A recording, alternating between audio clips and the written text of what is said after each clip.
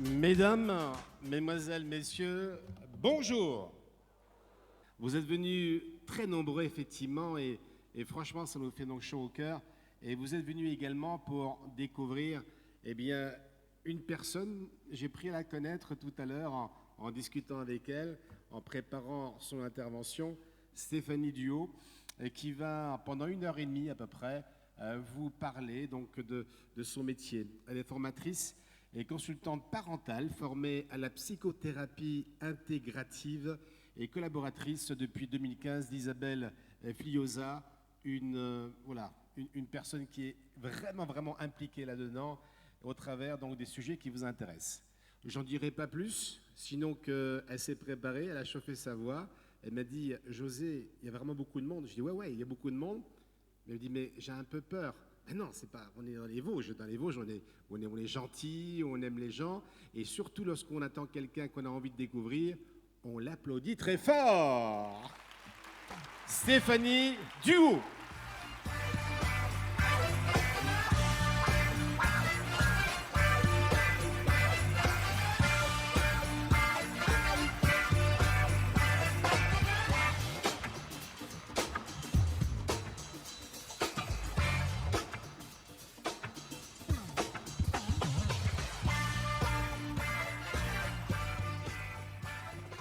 Voilà. Merci beaucoup pour cet accueil et merci à tous pour cet accueil chaleureux parce que oui, effectivement, j'ai tellement plaisir à venir dans les Vosges parce qu'en fait, les Vosges, c'est ma terre natale du côté de mon papa. Donc j'ai passé beaucoup de moments tendres dans mon enfance dans les Vosges et j'en garde toujours de très bons souvenirs. Donc pour moi, c'est un réel bonheur d'être avec vous aujourd'hui, d'être dans les Vosges. C'est vraiment à chaque fois une joie. Donc merci beaucoup pour cette invitation. Merci aussi aux organisateurs qui, depuis le début, tout roule. Depuis, ça fait longtemps qu'on prépare ce projet, jusqu'à aujourd'hui, que ce soit les techniciens, Christelle au Centre Arts et Loisirs et tous les autres organisateurs à qui j'ai eu affaire, merci mille fois. Votre accueil et votre professionnalisme, top. Alors, ça me permet un petit peu de poser ma voix et de venir vous parler du sujet du jour. Donc, pour cette ouverture, on va parler des violences éducatives ordinaires. Et les violences éducatives ordinaires, clairement, c'est un sujet dès le matin. Ce qui est bien, c'est qu'on est dans une salle, alors on croit que peut-être que c'est le soir. Donc c'est peut-être moins difficile pour se réveiller comme ça. Mais c'est un thème qui est très délicat, qui touche profondément parce que, sincèrement, il nous touche chacun de nous. Que ce soit en tant qu'enfant ou en tant qu'adulte. On a tous, à un moment donné dans notre parcours de vie, eu ou subi des violences éducatives ordinaires. Donc forcément, ça va nous toucher. Et aujourd'hui, en tant qu'adulte, parfois, dans mes propos, vous allez sentir que « Oh, j'ai déjà dit cette phrase » ou « Ça m'arrive parfois de pointer du doigt, de froncer les sourcils ». Vous allez voir qu'il y a plein de choses que je vais dire aujourd'hui et peut-être vous allez vous reconnaître ou reconnaître votre voisin. Et l'objectif, c'est vraiment de s'emparer de ce sujet. L'objectif, c'est de prévenir, de pouvoir réfléchir, de permettre de réaliser ce qu'on a pu vivre et les difficultés qu'on peut rencontrer aujourd'hui dans nos relations avec les enfants, avec les familles, que ce soit les enfants ou les familles, parce que bien sûr qu'on est là pour protéger les enfants et qu'on veut leur donner le meilleur. Il n'y a personne qui a envie de faire du mal à des enfants.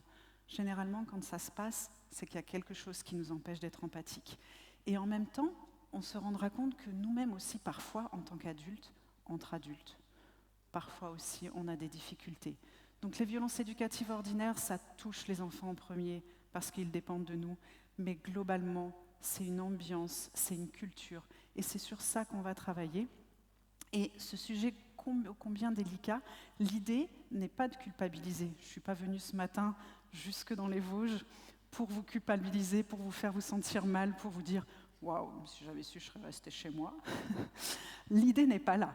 Mais l'objectif, c'est de pouvoir réaliser, parce que quand on commence à réaliser dans notre communication, dans notre comportement, dans notre attitude, alors c'est là qu'on peut agir, c'est là qu'on reprend notre pouvoir, qu'on reprend notre puissance. Et plutôt que de culpabiliser, ce que je vais vous demander pour vous aujourd'hui, c'est de faire preuve de tendresse, d'être de voir que tous ces moments difficiles qui vont vous renvoyer à votre histoire d'hier ou d'aujourd'hui, d'avoir cette empathie pour vous-même. L'empathie, ça commence avec soi-même. Ça, c'est la première clé. On ne peut pas être empathique avec les enfants, on ne peut pas être empathique avec ses collègues, ses partenaires de vie, si on ne fait pas preuve d'empathie et de tendresse pour nous-mêmes. Donc ça, c'est déjà une première chose très importante. Donc, l'idée, c'est un petit peu de culpabilité, c'est des prises de conscience. Ça passe. Par contre, si c'est une culpabilité qui vous fait vous sentir mal, ça ne va pas être efficace, ça ne va pas être utile, ça ne va pas vous aider à changer, mais au contraire, ça va encore vous faire un poids. Donc, je sais que ce n'est pas si simple d'avoir de l'empathie, parce qu'on ne va pas se mentir, le jugement, on connaît. Ça fait partie de notre quotidien. Tous les jours, dès le matin, en général. On va juger. T'as vu celle-là ? J'aime pas son pantalon. Bon, ça c'est une opinion. Ouais, mais t'as vu ? On dirait une couette. Ça c'était ma grand-mère. Ma grand-mère était spécialiste pour juger la dame qui faisait la météo. Elle regardait la météo pour juger la dame de la météo. En vous disant ça, je me suis souvenue. Mais en fait, le jugement, souvent, on l'utilise, c'est un système de protection. Est-ce que vous avez une idée de ce que c'est réellement un jugement, mis à part une attaque qu'on nous fait à nous ? Mais la personne qui s'exprime, la personne qui va avoir un jugement, j'en ai oublié mon PowerPoint, la personne qui va avoir un jugement sur vous, sur elle, sur l'autre, est-ce que vous savez ce qu'il y a derrière un jugement ? Est-ce que vous comprenez le fonctionnement du jugement ? Je ne vais pas vous demander de répondre, vous êtes très nombreux. Mais en fait, le jugement, c'est quelque chose qui, en fait, il est tellement fréquent, on a tellement l'habitude, que même des fois, on n'y fait plus attention. T'es jolie ce matin. Merci. Mais est-ce que ça veut dire qu'hier, j'étais moche ? Oui, les jugements positifs aussi sont des jugements. Parce qu'on me dit, mais j'ai dit qu'elle était gentille. Oui, mais alors avant, elle était méchante. Et en fait, le jugement, ça fait partie des violences éducatives ordinaires, ça fait partie de notre culture. Mais le jugement, ce qui est important, c'est de comprendre que derrière tous les jugements, et je dis bien tous les jugements, la personne est en train d'exprimer un besoin ou une émotion. Les enfants disent ça très bien. C'est celui qui dit qu'il est. Très pratique pour les insultes. Quand vous vous faites insulter en voiture, c'est celui qui dit qu'il est. Donc le jugement, c'est important de comprendre. La personne qui juge, en fait, elle est en train de parler d'elle. Elle n'a pas appris à dire les choses. Elle n'a pas appris à exprimer ses émotions ou ses besoins. Parfois même, elle n'a même pas conscience de ses besoins. Du coup, elle est dans le jugement. Et nous, on va être équipés par rapport à ça. Parce que pour pouvoir avoir de l'empathie, on a besoin d'un cadre qui nous sécurise, qui nous structure. Et cet équipement, il est simple, c'est une question. La simple question, ça va être « qu'est-ce qui se passe ? Qu'est-ce qui se passe pour cette personne ?» Dans ma tête, je vais me dire « quel est son besoin ? Quelle est son émotion derrière ce jugement ?» Ça va être une clé de communication. Ne le faites pas dans la vraie vie de poser cette question. Parce que si vous venez voir quelqu'un qui vous juge et que vous lui dites « quelle est ton émotion derrière ce jugement ?» à coup sûr, ils vont vous dire « toi, t'as vu un psy ». Ça ne fonctionne pas comme ça. La posture empathique, c'est simplement dans ma tête, je vais réfléchir à ça et je vais me faire un petit pas de côté pour accueillir la personne dans son jugement. Juste, qu'est-ce qui se passe pour elle, plutôt que de prendre l'attaque pour moi. T'es vraiment nul aujourd'hui.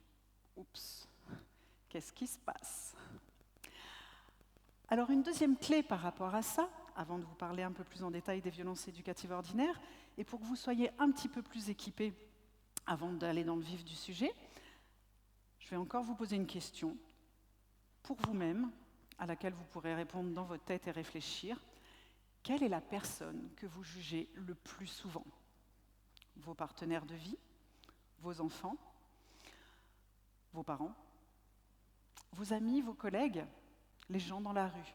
Qui avez-vous tendance à juger? Vous-même? En répondant à cette question, vous pouvez voir votre relation, le lien d'attachement que vous avez avec les uns et les autres, et aussi vous pouvez voir combien d'empathie vous vous donnez à vous-même. Parce que généralement, le jugement le plus fréquent, il est envers soi. Et du coup, c'est important de prendre conscience de ça aussi, parce que je vous ai parlé d'avoir de la tendresse pour vous-même. Alors, on va faire un petit test pour que vous sachiez, voir, vous situer un petit peu, si vous avez plutôt tendance à vous juger ou si vous avez plutôt tendance à exprimer une émotion. Je vous mets dans l'expectative. Vous avez une tasse de café, de thé, de ce que vous voulez. Vous êtes avec votre tasse. Vous la renversez. Quand vous êtes au travail, c'est gênant, vous perdez du temps. Le matin, à la maison, vous perdez du temps. C'est très casse-pied. Qu'est-ce que vous avez tendance à dire? Oh zut, crotte, mince. J'ai épargné les autres mots de vocabulaire, mais vous pouvez aller dans le langage plus grossier. Mais l'idée est la même. Crotte, c'est toujours la même idée. Est-ce que vous avez tendance à exprimer ça? Ou est-ce que vous avez tendance à dire « Mais c'est pas vrai, quelle nouille! C'est toujours pareil avec toi, t'es vraiment maladroite. » Qu'est-ce que vous avez tendance à vous dire? La différence, c'est que quand vous dites « crotte », alors vous êtes dans l'émotion. C'est agaçant de perdre du temps. C'est énervant et frustrant parce qu'on n'avait pas prévu de prendre le temps de réparer son action, de réparer, nettoyer. Donc on prend du retard. Et ça, c'est frustrant. Bon, mais on a appris à gérer la tolérance à la frustration. Ce n'est pas un problème pour nous. Par contre, quand je vais me traiter de nouille, alors là, oui, je suis dans le jugement. Et c'est peut-être parce que je n'ai pas appris à exprimer mes émotions ou parce qu'on ne m'a pas laissé l'espace pour pouvoir les exprimer.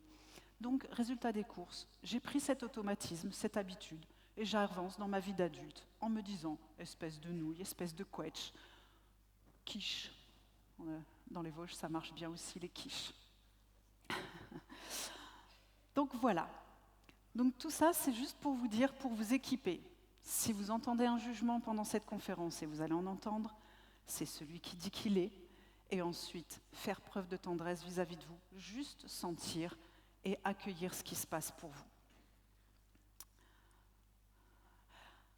Maintenant, pour un petit peu remettre des éléments de contexte par rapport aux violences éducatives ordinaires et tout cet univers-là, juste pour nous resituer un petit peu, pour comprendre qu'est-ce qui fait qu'on a tellement de mal à sortir des violences éducatives ordinaires. Parce que les protections des enfants, ce n'est pas seulement une question d'éducation, c'est aussi un enjeu politique. Et je suis ravie de voir que nos politiques se l'approprient et vraiment sont très très impliqués pour sortir de ces violences éducatives ordinaires. Mais globalement, les droits de l'homme, ils ont émergé vers le XVIIIe siècle, et ceux de l'enfant, XIXe. Donc déjà, il y a eu un petit retard. Et par rapport à ça, en 1924, il y a eu la première déclaration de Genève, adoptée par la Société des Nations. Et ensuite, en 1959, je vous le fais très court et un résumé très rapide, en 1959, l'ONU a adopté la Déclaration des droits de l'enfant.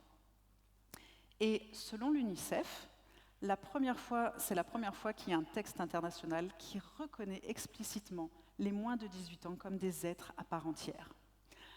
La France va ratifier le texte en 1990. Dans le même temps, on a des professionnels de la santé, des psychologues, des pédiatres, et plus particulièrement Jan Korczak, pour ne citer que lui, qui est un pédiatre polonais, qui lui, à l'époque, a été très sensibilisé à la cause des enfants. Et dans un orphelinat, il avait instauré une vie démocratique qui incluait les enfants. Et ces enfants-là, en fait, ils étaient responsabilisés, écoutés. Ils n'apprenaient pas à chercher les fautifs, à punir à tout prix, mais ils apprenaient à résoudre les problèmes de manière constructive et pérenne.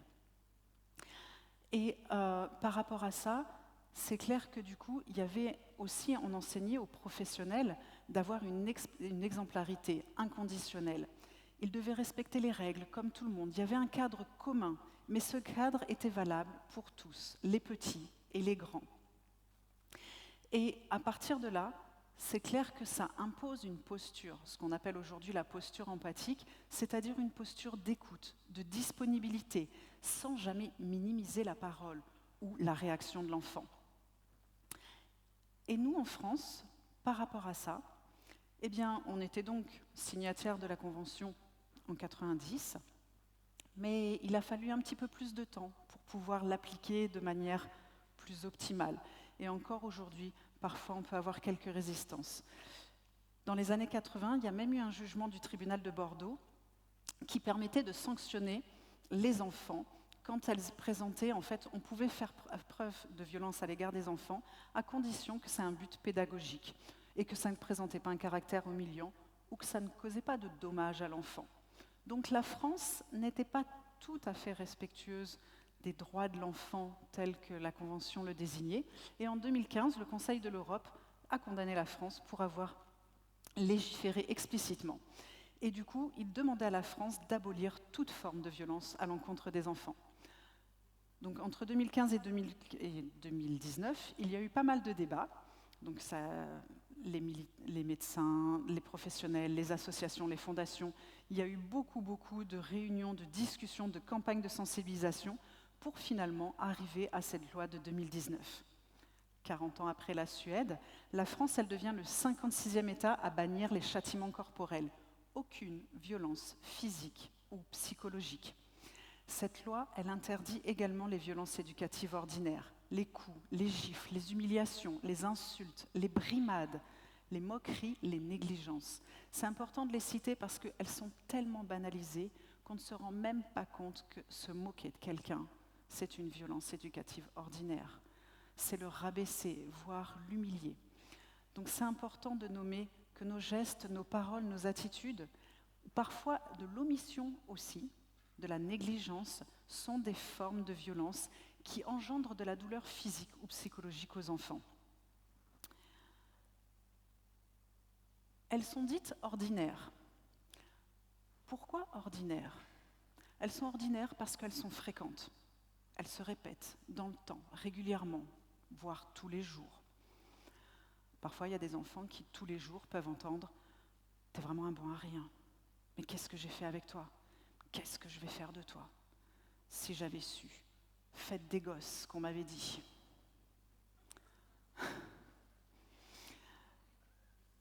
Sachez que les enfants, quand nous, les parents, on dit « faites des gosses », donc nous, on parle du verbe « faire », entre adultes, on se comprend.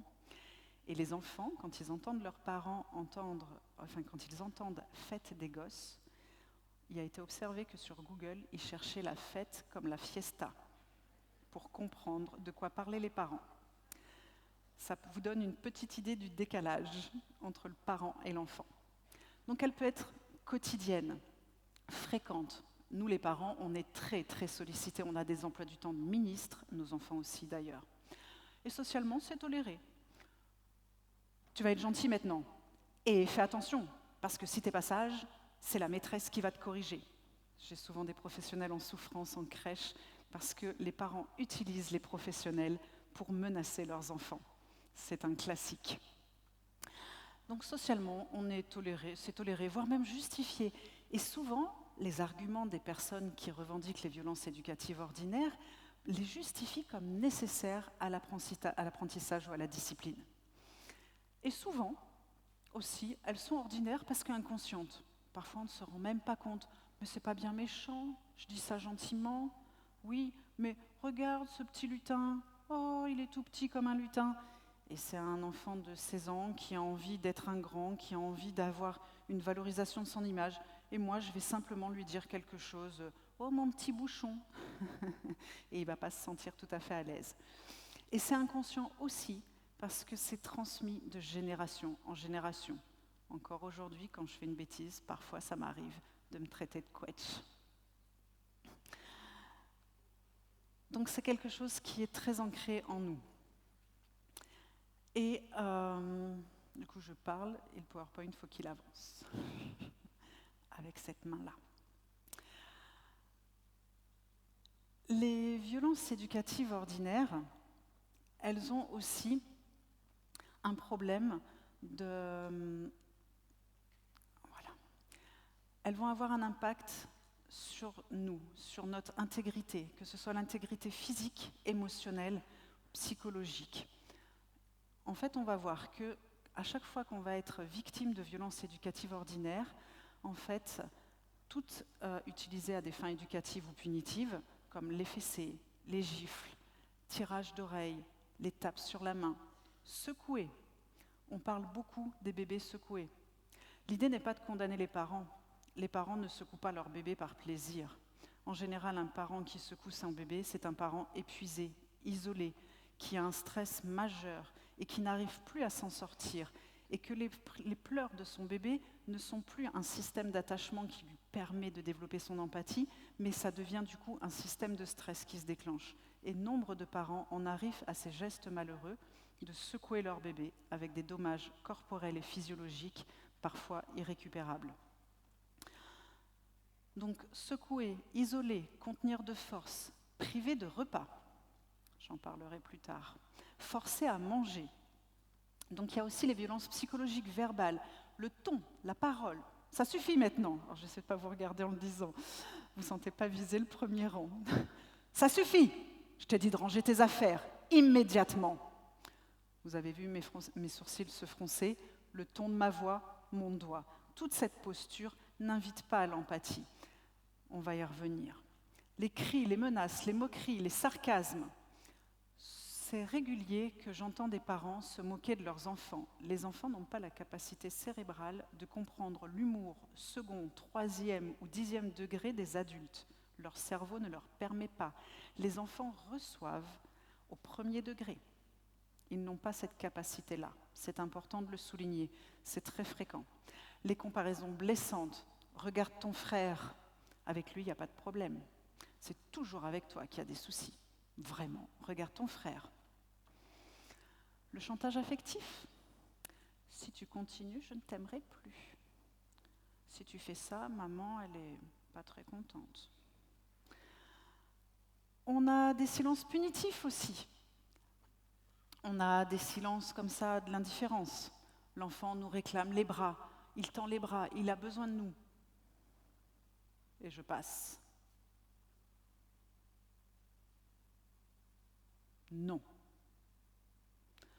Vous voyez que ça, on n'a pas besoin forcément de mots, mais on va avoir une posture. On va avoir des phrases menaçantes. Et alors là, les automatismes des adultes, il y en a. Une petite fessée, ça n'a jamais tué personne. Combien parmi vous ont reçu une fessée et sont là aujourd'hui? Il faut bien qu'ils comprennent qui commande. Non, mais des fois, si tu ne m'écoutes pas, il n'a qu'à être puni. Je vais te donner une bonne raison de pleurer. Il faut bien leur faire un petit peu peur, non? Ouais, bon, tant qu'ils ne saignent pas, c'est pas grave. Parfois, les parents nous argumentent, les professionnels aussi, les adultes en général, ils nous disent « non mais vraiment, il est insupportable » pour justifier leur violence éducative. Ou parfois, nous, on va assister. Tu le fais exprès ou quoi? Non mais t'es vraiment nul. T'es vraiment un bébé, hein. Tu te comportes encore comme un bébé. Vraiment, t'es trop nul. Tu m'énerves, j'en peux plus de toi. Tu veux que je te laisse tout seul? Je te laisse à l'école, parce que si tu continues comme ça, c'est ici que tu vas rester passer la nuit. Quand bien même, c'est pas possible. On va avoir des phrases culpabilisantes, manipulatrices. Tu rends ta mère triste. Tu veux que papa ne t'aime plus? Dans les années 80, les papas étaient beaucoup utilisés comme père fouettard. Ça s'est un petit peu amélioré aujourd'hui, les papas sont plus impliqués, donc du coup, les mamans les utilisent moins comme père fouettard. Avec toi, c'est toujours des problèmes. Bienvenue dans le monde de l'adolescence. Regarde ce que tu me fais faire. À cause de toi, je crie. Si tu m'aimais, tu m'écouterais. Donc vous voyez que parfois, les phrases ne sont pas si criantes, menaçantes, mais elles peuvent être beaucoup plus pernicieuses. Parfois, on va minimiser l'émotion de l'enfant, on va ignorer ce qu'il est en train de vivre, vraiment rabaisser. Et on va lui dire « Ah, mais c'est pas grave, arrête de pleurer, allez, fais pas ta chochotte. » Non, mais là, il exagère, il fait juste un caprice. Ça, c'est quand on est mal vis-à-vis des autres. On se justifie avec le caprice. J'y reviendrai sur les caprices. Tu pleures pour un rien, tu es ridicule. Et il y a aussi une violence plus symbolique, l'enfant, il est contraint de se conformer à une autorité fondée sur la peur, sur la honte ou sur la soumission. On n'a pas encore des habitudes bien ancrées au niveau de la coopération et de la compréhension. On tend vers, on a envie, on a cette volonté, mais il y a encore des choses qui font qu'on a encore des violences éducatives ordinaires qui sont inscrites de manière symbolique. Par exemple, l'obligation d'obéir sans discussion, les punitions collectives pour un acte individuel, les privations d'attention, d'affection, de parole, utiliser un jugement moral, tu es méchant, tu es décevant. On banalise les violences éducatives, même dans le milieu professionnel. On peut avoir dans la gestion des groupes des phrases, quand on se sent vraiment démuni et qu'on n'a plus de capacité, nous les adultes, on va dire des phrases comme « il teste les limites, il faut que je lui montre qui décide ». Quand il voit qu'on crie, au moins il nous respecte. Ou alors ils vont s'adresser à l'enfant, ils vont lui dire « t'écoutes jamais rien, c'est pas un comportement de grand, tu fais toujours tout de travers, va réfléchir dans ton coin et tu reviendras quand tu seras calmé ». Dans la communication avec les parents aussi, nous parfois les professionnels, les adultes, on est démunis parce que les parents nous disent des choses des fois surprenantes et nous on ne sait pas trop comment les accueillir, du coup on va avoir des phrases comme ça. Oui, il faudrait être plus strict à la maison. Dans le milieu scolaire, souvent, les enseignants, ils ont cette difficulté-là parce que cette impression que les parents laissent tout faire. Vous êtes trop laxiste, c'est pour ça qu'ils testent. Il faut qu'il apprenne à obéir. Ça serait bien qu'il arrête de faire son bébé. Et on ne peut pas tout valider, sinon ils font ce qu'ils veulent. Ça, c'est vraiment quand on est face à un groupe, on peut se sentir démuni. Ce qui est important de retenir, c'est que toutes ces phrases qu'on peut entendre dans notre quotidien, en fait, le PowerPoint, oui, c'est bon, merci. Toutes ces phrases, en fait, elles traduisent quelque chose de très important chez nous les adultes. Elles traduisent de la fatigue, elles traduisent du stress ou de l'impuissance. C'est souvent plus ça qui nous habite que la volonté réelle de blesser. Il n'y a pas de parent malveillant. Tout parent cherche le meilleur pour son enfant. Ce qui l'empêche, c'est cette situation d'impuissance, ce stress qui est déclenché en lui, qui fait qu'il va se sentir démuni et avoir ces réactions qui du coup sont des violences éducatives ordinaires. Donc c'est important de mesurer qu'est-ce qui se passe pour l'adulte et aussi de réaliser l'impact émotionnel réel sur l'enfant, qui va être habité d'émotions comme de la peur, comme de la honte.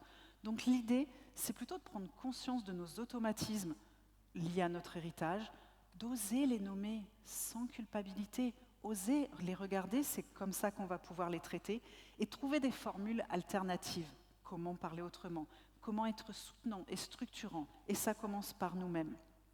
Parce qu'on sait que même si elle ne laisse pas toujours des traces visibles, en fait, si elle ne laisse pas toujours des traces visibles, on sait que ça impacte profondément le développement cérébral de l'enfant.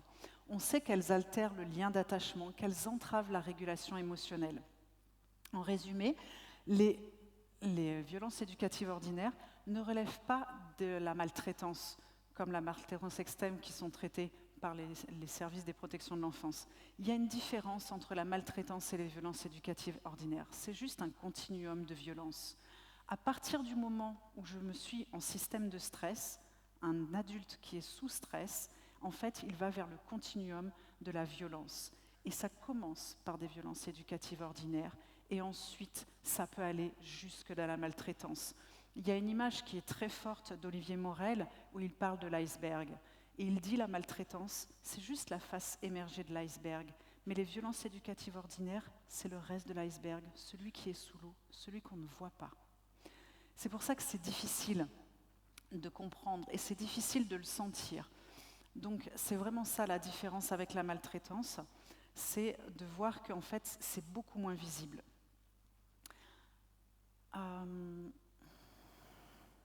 Je regarde juste le temps. Je regarde mes figures d'attachement temps. Ouais, ça va. Oui, c'est bon. C'est-à-dire que moi, je sais que c'est pas bon parce que j'ai une montre là. Donc je vais activer mon système de stress un tout petit peu. Ok. Donc du coup, maintenant, ce qu'on va voir, c'est l'impact sur les enfants. Mais sachez que les enfants, vous avez été enfants, les enfants d'aujourd'hui sont impactés et ça impacte aussi les adultes. Je parle des enfants, mais en vrai, ça parle du cerveau, ça parle de l'humain. Donc je vais parler plus particulièrement d'eux, mais vous pouvez aussi toujours garder cette tendresse pour vous par rapport à ce qui peut se passer. On sait aujourd'hui que dans les recherches au niveau des neurosciences affectives et sociales, en psychologie du développement, en théorie de l'attachement, on sait et on peut comprendre ces effets. Par exemple, aujourd'hui, on sait que ça impacte notre cerveau. Notre cerveau, il se développe de 0 à 25 ans. Il est malléable et il se construit avec notre environnement. Un enfant ne peut pas grandir seul, il a besoin d'être accompagné. Et il va avoir bien sûr son capital génétique, biologique, mais ça ne va pas suffire à se construire. Pour qu'un enfant se construise pleinement, il va se construire dans les interactions, dans son environnement. Tout à l'heure, j'entendais monsieur le maire de Thaon-les-Vosges parler de l'environnement, du stress environnemental. Bien sûr que les facteurs environnementaux impactent les adultes et les enfants, parce que quand on est dans un environnement sécure, alors on peut pleinement se développer. Mais quand on a des facteurs environnementaux qui nous stressent, quels qu'ils soient, que ce soit la pollution, la précarité, les ruptures, tous les aléas de la vie, ça va nous impacter. Donc l'environnement a un impact. Mais on sait aussi que dans les violences éducatives, tout ce qui est cris, humiliation, menaces, punitions, vont activer le système de stress chez l'enfant. Et l'enfant, il ne va pas du tout être coopératif. D'ailleurs, vous connaissez bien, souvent quand dans mon travail, et que je raconte cette histoire, vous dites à l'enfant, c'est terminé, on arrête de jouer, on range maintenant, première fois, parce qu'on est cool. Bon, maintenant je t'ai dit qu'il fallait ranger, ça suffit. Et l'enfant vous regarde, immobile, il sourit, il reste figé. L'unique chose qu'il ne fait pas, c'est ranger. Et là, vous me regardez en disant, tu vois bien qu'il se moque de moi, tu vois bien qu'il le fait exprès, tu vois bien qu'il me provoque. Non. L'enfant n'est pas en train de provoquer. L'enfant, il est juste figé par le stress. Il comprend bien qu'il y a quelque chose qui se passe. Il comprend bien que vous n'êtes pas très content. Il voit votre visage. Mais peut-être que la consigne n'est pas très claire. Ou peut-être que pour lui, ce n'était pas le bon moment. Alors vous allez me dire, ah, je te vois venir avec ta parentalité positive où on laisse tout faire. Non, non, non. L'idée n'est pas de tout faire. L'idée, c'est de comprendre ce qui se passe. C'est comprendre qu'il y a un impact sur l'enfant, de comment je vais communiquer avec lui, comment je vais entrer en relation avec lui. Sur cet exemple, par exemple, de jouer, je sais que si j'arrive, évidemment que moi, l'adulte, il faut que je me dépêche. Allez, dépêchez-vous, dépêchez-vous. Bon, toi, tu ranges. Toi, tu ranges aussi. Bon, toi, tu as le droit de terminer parce que tu es peut-être neuroatypique et que si je te dis tout de suite de ranger, il te faut un petit peu de temps. On m'a donné une clé, donc toi, je te laisse du temps. Toi, je fais ça. Donc on va être là comme ça. On va commencer à donner des ordres un petit peu à droite, à gauche. Ça marche, certains vont le faire, d'autres un peu moins. Et du coup, nous, on va monter en pression. Et plus je vais monter en pression, plus les enfants vont être figés. Donc du coup, c'est comment moi comment dans mon attitude, je vais prendre soin de ce stress que j'ai pour moi, et comment je vais avoir un environnement favorable, déjà pour moi, les professionnels, ou les parents, comment mon environnement à moi va me permettre d'éviter ce genre de stress, d'éviter ce genre de contraintes où je vais être toujours sous pression pour pouvoir ensuite améliorer mes relations avec les enfants, pouvoir communiquer autrement et pour pouvoir avoir le temps d'entrer en relation avec eux d'une autre manière qui puisse faire que du coup les enfants apprennent la coopération, apprennent la discipline et gagnent en autonomie. C'est là où moi je vais réfléchir au cadre. Le cadre est très important par rapport à ça. Parce qu'on sait que du coup, quand les enfants subissent des phrases où on va lui dire « t'es insupportable, t'es méchant, c'est pas bien, t'es vilain », tous ces jugements, on sait que l'enfant il va être sous cortisol. Et du coup, on ne va pas gagner en coopération. Dans les apprentissages également, on sait que ça a un impact dans les apprentissages. On sait que ces phrases, les violences éducatives ordinaires, ces mots et ces attitudes ont un impact sur l'hippocampe au niveau du cerveau, alors que l'hippocampe, c'est la zone de mémorisation.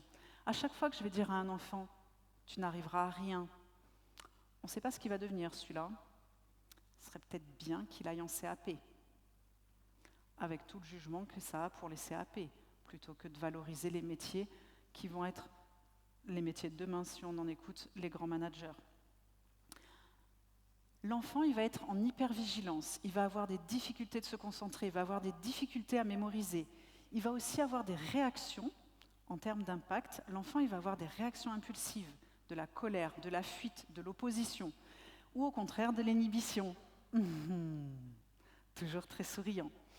Ça peut aller aussi l'impact jusqu'aux troubles du sommeil, ou des troubles de somatisation. Il va avoir mal au ventre, mal à la tête. Au niveau émotionnel, l'enfant, il va avoir des peurs, il va avoir de la honte. Et petit à petit, il va perdre confiance en lui. Et du coup, il va avoir des difficultés à exprimer ses émotions. La régulation des émotions va être de plus en plus difficile. Et ça ne va pas aider à maturer le cerveau, parce que le cerveau, c'est au niveau du préfrontal qu'il y a la maturation.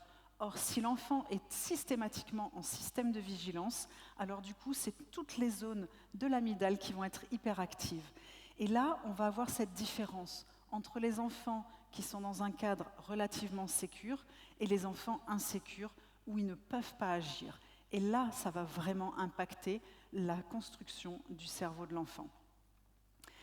Et au fur et à mesure qu'on va se construire, en fait, l'enfant va avoir une baisse de l'estime de lui-même, intérioriser la honte, et ça va perdurer jusqu'à l'âge adulte. En fait, ce qui est impressionnant, c'est qu'en fait, on voit que dans l'altération du lien d'attachement, l'enfant, il apprend à se construire à travers le regard de l'adulte. Et quand ce regard devient critique, menaçant ou humiliant, eh bien, le lien se fragilise. Les conséquences ? Peur de l'adulte, besoin d'approbation constante, les enfants qui n'osent rien faire, pour ne pas dire les adultes, qui n'osent pas prendre des décisions, qui n'osent pas faire des choses, parce que si je me trompe, est-ce que je vais être sanctionnée ? Le droit à l'erreur, est-ce que j'ai fait une faute ou est-ce que je me suis trompée ? C'est bien différent. L'erreur, c'est apprendre. La faute, c'est le jugement. Et du coup, on va avoir des difficultés à coopérer et ça va nous poursuivre jusqu'à l'âge adulte. Nous-mêmes, on va reproduire ces comportements. Nous-mêmes, on va justifier la violence comme mode éducatif ou de gestion des conflits. On va dire, mais ça fonctionne très bien. Écoute, j'ai gueulé un bon coup. Et ils se sont calmés. Oui, c'est efficace à court terme, on ne va pas se mentir. Parce qu'on a figé l'enfant, on l'a effrayé, ça va le calmer effectivement. Mais c'est du court terme et ce n'est pas de l'éducation, ce n'est pas de l'apprentissage. Et souvent, on ne se rend pas compte et on ne fait pas toujours les liens. Mais nous, adultes, on est parfois victimes de dépression, d'anxiété. On n'a pas confiance en nous.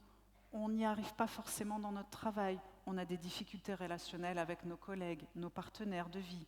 Et on ne se rend pas toujours compte que ça, c'est aussi l'impact des automatismes qu'on a reçus de notre enfance, que notre vie d'adulte, à nous aussi, est impactée par rapport à ça.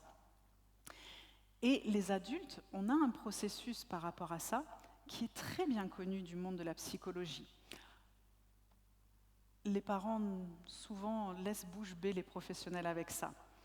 Ils ont des petites phrases comme ça, dans les protections de l'enfance, ils en entendent beaucoup. Ou par exemple, dire « Bon, bah écoute, moi j'ai eu des fessées, j'en suis pas mort, et au contraire, ça m'a construit. Regarde la personne que je suis devenue aujourd'hui. » Oui, effectivement, tu es devenue une personne aujourd'hui, tu t'es débrouillé avec ce que tu as reçu, tu t'en sors plus ou moins bien. C'est vrai, on s'en sort plus ou moins bien. Et en même temps, par rapport à ça, certains adultes, ils disent « Bon, ok, j'ai reçu des fessées, mais promis juré, moi je vais être dans la bienveillance. Promis juré, moi je vais être dans la parentalité positive. Jamais je ne ferai comme mes parents. Je ne veux surtout pas reproduire ce que j'ai détesté. » Oups. Nos enfants, faites-leur confiance pour vous mettre à l'épreuve de vos bonnes résolutions. Un jour, votre enfant fait quelque chose qui vous agace. Et là, vroom, tout remonte. Et vous êtes là. Non, mais c'est pas possible, c'est toujours pareil avec toi. Oh, c'était la phrase de ma mère. Je m'étais promis de jamais le faire. Ça, c'est très culpabilisant. Qu'est-ce qui se passe? On fait ça. Mais alors après, on essaie de se ressaisir, et puis là, on se dit, non, mais bon, après tout, c'est pas si mal. C'était efficace à court terme. Au moins, j'ai repris un petit peu de pouvoir sur la situation, parce que là, j'étais complètement perdue. Et du coup, plutôt que d'aller changer mon comportement, je vais réfléchir à changer mes valeurs. C'est beaucoup plus facile de changer ses valeurs que ses comportements. C'est la même chose quand, par exemple, une adulte avait partagé un exemple qui était très très intéressant, où la personne, elle disait « Je ne veux pas frapper mon enfant, mais par contre, ça m'arrive de le frapper, et quelque part, moi, ça m'a construite. » Donc, du coup, elle va dire une phrase comme « Oui, parfois une bonne fessée, ça fait du bien. » Alice Miller en parle très bien, et elle dit « C'est pour ton bien, je te frappe pour ton bien. » C'est cette contradiction où nous, les adultes, on va dire une phrase violente et la justifier en expliquant que c'est pour le bien de l'enfant, que c'est pour l'éduquer, pour qu'il apprenne, pour lui donner le meilleur. Parfois, j'ai des papas qui frappent leurs enfants très fort et il leur a dit « Oui, mais moi, si je suis dur avec lui, il apprendra comme ça que dans le monde, c'est plus dur. Donc je vais en faire un homme fort en lui faisant peur, en le menaçant et en le bagarrant, mais de manière un peu tonique, parce qu'il est quand même plus fort, le papa. » Et en fait, il est persuadé qu'en lui enseignant la peur, il va le rendre plus fort face à l'extérieur. Ça, c'est une erreur classique en parentalité, et c'est tout simplement parce que lui-même a eu très peur et on ne lui a pas appris à être empathique. Résultat des courses, en fait, on va changer notre système de valeurs plutôt que nos comportements. Parce que de toute façon, changer nos comportements, ça demande une grande gymnastique, une grande souplesse. L'empathie, c'est pas un truc que je décide demain matin de dire « Ah ouais, à partir d'aujourd'hui, je fais 0 jugement, promis juré. » Ça dure 2 minutes, hein. C'est comme Nouvel An, cette histoire. Résultat des courses, quand je me fais des promesses comme ça ne fonctionne pas. Pourquoi ? Parce que l'empathie, c'est quelque chose qui est dans le cerveau, ça se développe. C'est comme les muscles, vous voyez. En fait, quand vous prenez un abonnement à la salle de sport, au début, vous y allez tous les jours. De toute façon, vous avez payé l'abonnement, donc vous essayez de rentabiliser. Puis au bout d'un moment, vous regrettez d'avoir payé l'abonnement. Mais au bout d'un certain temps, vous commencez à sentir les bénéfices, vous sentir plus souple, plus alerte, et plus mobile dans votre corps, plus vivant. L'empathie, c'est la même chose. C'est un entraînement au quotidien. On ne peut pas être empathique comme ça du jour au lendemain. On s'entraîne chaque jour pour se libérer des automatismes. Et du coup, ces parents qui sont complètement enfermés là-dedans, c'est parce que c'est parfois trop douloureux d'aller se reconnecter à ce qu'ils ont pu vivre. Et du coup, ils préfèrent garder leurs valeurs plutôt que de changer leur comportement. Et ça, en psychologie, on appelle ça la réduction de dissonance cognitive. Donc c'est très très connu dans les milieux professionnels psy, ils le connaissent très bien. Et c'est nous, comment apprendre à accueillir ça, comment les aider à sortir de là. Ça sera cet après-midi pour ceux qui viennent cet après-midi. Donc on a vu qu'il y avait des conséquences. Donc c'est assez difficile. Les violences éducatives ordinaires sont beaucoup moins anodines qu'elles en ont l'air. Et heureusement, on sait qu'il y a quelque chose qui répare. On peut réparer les enfants, il n'est pas trop tard, et on peut réparer les adultes que nous sommes. Vous pouvez tous vous réparer. Jusqu'au dernier souffle de votre vie, il est possible de réparer les dommages que vous avez pu avoir. Et alors, quel est l'intérêt de réparer les violences éducatives ordinaires ? Eh bien, en fait, on sait par rapport au bienfait de l'empathie que, en fait, les violences ne construisent pas l'enfant, elles le désorganisent intérieurement. L'enfant, il va apprendre dans la sécurité, dans la cohérence, dans le soutien des adultes, dans l'apprentissage. C'est en fait protéger le développement, c'est protéger la dignité de l'enfant, c'est lui donner un avenir. Et là, on va parler du coup de la parentalité positive. Au niveau, donc je parle toujours de la parentalité positive dans le cadre des textes du Conseil de l'Europe. Et parce que le Conseil de l'Europe définit la parentalité positive. Et ce qui est important par rapport à ça, c'est les piliers de cette parentalité. En France, c'est peut-être plus approprié de parler de parentalité ou de parentalité empathique, parce que positive, en français, il va y avoir cette connotation Parentalité négative, est-ce que ça voudrait dire que les parents qui ne font pas de la parentalité positive font de la parentalité négative? Pas du tout. Les parents font de la parentalité, ils cherchent à donner le meilleur et parfois ils ont besoin d'outils, d'accompagnement et de soutien. Donc du coup, parlons de parentalité. Cette parentalité, comme le définit le Conseil de l'Europe, elle parle de soins, de protection, de parents qui ont la responsabilité d'assurer à l'enfant une sécurité physique et affective, des conditions de vie qui le soutiennent son développement, une écoute empathique de ses besoins et de ses émotions. L'idée n'est pas de surprotéger un enfant, c'est de lui donner un cadre. L'accompagner, le guider vers de la cohérence, de la bienveillance, de manière concrète, sans recourir à la peur ou à la punition. Favoriser l'autonomie et la responsabilité. C'est de la reconnaissance, du respect. Il est reconnu comme une personne à part entière. C'est un sujet de droit et non pas un objet d'éducation. Ce que ça implique, en termes de parentalité, c'est de pouvoir avoir cette capacité de valider les émotions, même quand elles dérangent, de respecter sa dignité, sa parole et son rythme. Connaître les étapes de développement de l'enfant, ce n'est pas un luxe, pour comprendre qu'ils ne font pas ça pour nous embêter, et ça ne veut pas non plus dire tolérer parce que c'est une étape de développement naturel, c'est surtout accompagner. Favoriser l'écoute mutuelle et de coopération. Je vais vous donner un exemple d'étape de développement naturel assez classique que les parents interprètent comme une provocation.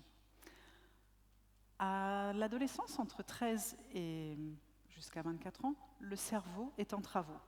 Du coup, ça ressemble un petit peu aux petits bouts de 3 ans parce qu'eux aussi, à cette période-là de leur vie, leur cerveau préfrontal se développe de manière optimale.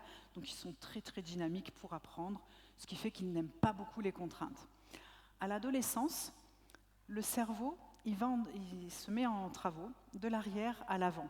Et il va faire tout un élagage des travaux. Voilà, ça va être un petit peu bloqué. Résultat des courses, la zone du stress, la zone de l'amygdale, est très active, alors que le préfrontal, lui, il est plutôt au ralenti. Notre préfrontal, c'est celui qui anticipe, qui planifie, qui organise, qui régule les émotions. C'est celui qui fait que vous avez le frigo plein, que vous préparez les repas, vous organisez les drives. Enfin bref, vous êtes des pros de la parentalité, du management. Toute la journée, vous faites du management opérationnel. C'est votre préfrontal qui vous le permet. Et à l'adolescence, ce cerveau-là est très, très en travaux, vers 13 ans, 14 ans. Et du coup, on a des jeunes qui arrivent. Pourquoi tu me regardes comme ça? Qu'est-ce que t'as? Oh, c'est des jeunes provocateurs, des petits garnements. Regarde-les, ces filous, des futurs voyous, garantis. C'est un jeune de 13 ans dont le cerveau est en travaux et que la zone de stress est très active. Résultat des courses, la zone de l'amygdale, qui est quand même un système de protection et de survie, est là, au taquet, en état de vigilance. Et rien que de les regarder, ça peut activer l'amygdale. D'où ce regard, qu'est-ce que t'as? Pourquoi tu me regardes comme ça? Et nous, les parents, on dit, oula, provocation. Provocation égale interprétation. Pour sortir du jugement et de l'interprétation, on va faire de la description et comprendre. Alors bien sûr qu'on ne va pas tolérer, mais on va adapter le cadre. Un jeune de 13 ans, si vous le regardez directement droit dans les yeux dès le matin, autant vous dire que ça va être très difficile pour lui. Il faut y aller progressivement. Le matin, on va jauger le niveau de son regard. D'ailleurs, si vous le regardez bien, vous verrez qu'il a des yeux un peu effrayés. Comme ça. Tout simplement, vous êtes dans la cuisine, très cool. Là, je le fais en mode parental. Dans la cuisine, vous regardez votre ado d'un petit peu plus loin, un petit peu en biais, et vous pouvez évaluer. Et suivant ça, en fait, c'est une relation, c'est un contact visuel, et ça aussi, c'est de l'empathie, c'est cette posture au niveau physique. C'est-à-dire que je vais être là, pas forcément dans la communication, je vais lever mon regard, voir que son amygdale est très réveillée, et que le préfrontal dort encore, c'est un ado. Et du coup, je vais aller très doucement avec le son de ma voix. Bonjour. Et pas forcément attendre une réponse. Voire même, je peux lui dire un bonjour à l'intérieur et juste le regarder avec tendresse, parce que je vois là où il en est dans son étape de développement. Et il faut juste lui laisser un petit peu de temps, après la douche, après un jus d'orange ou autre chose, Et au bout de quelques minutes, au bout d'un quart d'heure, il va pouvoir être de nouveau opérationnel et vous saluer tranquillement. Donc vraiment sentir que, en fonction de ce qui se passe, eh bien moi je vais avoir cette approche par rapport à l'enfant. Donc c'est accueillir l'enfant dans ce qu'il vit avant de chercher à corriger le comportement. Ça c'est très important. Et ça ne veut pas dire le laisser faire ou lui dire bah maintenant un ado n'a plus besoin de dire bonjour le matin à ses parents. Non, c'est pas ça. C'est juste comment je vais entrer en relation avec lui. Donc c'est comment je vais accompagner plutôt que corriger. On va aussi le soutenir et le valoriser. Donc c'est avoir, par rapport à ça, pour le soutien et la valorisation, on va éviter les étiquettes, on va éviter les comparaisons, les humiliations. On va essayer de le motiver, mais que ce soit une motivation intérieure. Là où la punition ne va pas enseigner, parce qu'elle est basée sur la peur. Donc du coup, la parentalité positive, c'est pas quelque chose où on est laxiste. Et en fait, l'idée n'est pas de faire un débat entre le laxisme, l'autoritarisme, ou est-ce que c'est bien ou est-ce que c'est mal. Parce que si on est là-dedans, alors on est dans du jugement. L'empathie ne juge pas. L'empathie, elle cherche à comprendre qu'est-ce qui se passe. Et à partir de là, et à partir des informations, l'empathie va chercher comment on peut avoir un cadre commun. Et je vais vous dire, à toutes les époques, depuis des millénaires, en fait, on a cette impression que la parentalité, elle a perdu en autorité. On nous bassine avec ces discours de « oui, l'autorité, c'était mieux avant ». On a tout le temps des discours comme ça, et ça fait des lustres qu'on a ce genre de discours. C'est une illusion qui est partagée, et qu'il y en a beaucoup qui adhèrent à ça. Et en fait, quand on est en tendance d'insécurité, on a tendance à rechercher ce qu'on connaît, parfois jusqu'à reproduire les modes autoritaires de nos parents, inscrits par des automatismes. Je repensais à ce que vous disiez tout à l'heure, et je pensais à ça, que souvent nos automatismes viennent de la source, c'est l'insécurité. Et en vrai, la parentalité d'hier n'était pas mieux qu'aujourd'hui. La norme à l'époque, c'était la domination des adultes sur les enfants. Les parents nous intimaient « silence à table ». Ça peut être approprié dans un certain cadre, mais dans d'autres cadres, c'était plus une prise de pouvoir sur l'enfant ou pas un manque de considération par rapport à ça. Et si on avait la mauvaise idée de résister, si on mouvetait, direct dans la chambre. Et les adultes d'aujourd'hui qui ont subi ces brimades, en fait, n'ont pas forcément conscience que ça leur a fait mal, et du coup, c'est presque naturel en fait de remanier notre histoire. En parentalité positive, en parentalité empathique, on va redonner le pouvoir aux parents, aux adultes. C'est à nous-mêmes qu'on va redonner du pouvoir pour pouvoir avoir une juste autorité, pour pouvoir justement accueillir les enfants avec de la discipline, pour pouvoir leur transmettre des consignes et un cadre. Et c'est vrai que les enfants d'aujourd'hui, ils ont du mal à se concentrer, ils ont des difficultés à réguler leurs émotions, ils tiennent de moins en moins en place. Aujourd'hui, très régulièrement, les enfants, on leur pose des diagnostics neuroatypiques, alors ils ont des besoins spécifiques. Globalement, nombre de besoins des enfants neuroatypiques sont des besoins de tous les enfants. Ils ont besoin de mouvement, ils ont besoin d'espace, ils ont besoin d'un cadre sécure, d'une alimentation qui convienne à notre organisme, et ils ont besoin aussi d'écoute et d'empathie. Parfois un peu plus parce qu'ils fonctionnent d'une autre manière. Mais du coup, globalement, les outils sont les mêmes. Ça demande une autre énergie, il y a quelques outils, mais les enfants d'aujourd'hui, ils sont dans un environnement où effectivement, ils manquent de concentration, ils ont des difficultés à réguler leurs émotions, ils tiennent moins bien en place. Ça, c'est plus un manque de mouvement lié à notre vie sédentaire d'aujourd'hui. Et du coup, les professionnels passent beaucoup de temps et beaucoup d'énergie à mettre en place cette discipline. Donc les facteurs environnementaux sont vraiment à réfléchir. Mais si on en revient par rapport à la parentalité positive, elle n'exclut ni le cadre ni les règles. Elle repose sur un équilibre entre la sécurité, l'exploration. C'est en fait la qualité de la relation qui va faire ça, parce qu'on sait que chaque connexion, chaque interaction va agir sur notre cerveau, va développer des connexions neuronales et va faire que l'enfant va privilégier ces expériences-là. Ces expériences qu'il va recevoir tout au long de l'enfance, c'est ce qui va ensuite élaguer au niveau de l'adolescence. Et un adolescent ne va pas élaguer les expériences et mettre de côté les expériences les plus difficiles et les moins agréables. Il va garder, devenir un expert des expériences qu'il aura reçues le plus fréquemment. C'est-à-dire que tout ce que j'aurais vécu dans mon enfance, d'agréable ou désagréable, c'est les expériences les plus fréquentes que l'adolescent va garder en mémoire. Et c'est à partir de là qu'il va pouvoir se construire et ensuite pouvoir avancer dans la vie. Donc c'est important de leur donner des expériences où ils vont avoir une figure d'attachement sécure, un porte-avions. Et par rapport à ça, je veux juste regarder par rapport au temps. Il faut que je regarde. Ça va ? 10 minutes, c'est ça ? 10-15, ok. Merci. Par rapport à la parentalité empathique, aujourd'hui, les neurosciences affectives et sociales, elles savent que quand un enfant apprend mieux, quand il est compris et quand il est en sécurité. On a la théorie de l'attachement avec Bowlby et Ainsworth qui favorise ça. On a aussi la Convention des droits de l'enfant qui nous permettent de mesurer que la parentalité dite positive, c'est une éducation sans violence, centrée sur la relation, sur la confiance et le développement global de l'enfant. Elle invite à passer d'un modèle qui était basé sur l'obéissance, par la peur, à un modèle fondé sur la coopération, sur la sécurité intérieure et les responsabilités partagées. Et je sais que ça fait débat en France, parce que souvent, dans certains livres dont je ne citerai même pas les noms, en fait, sur la base de cette incompréhension entre laxisme et parentalité sécure, eh bien, on se dit comment s'adresser aux enfants ? Comment faire ? Alors, il y en a qui vont nous dire il faut les sanctionner le plus tôt possible à la montée de la racine pulsionnelle. Phrase prise dans un livre.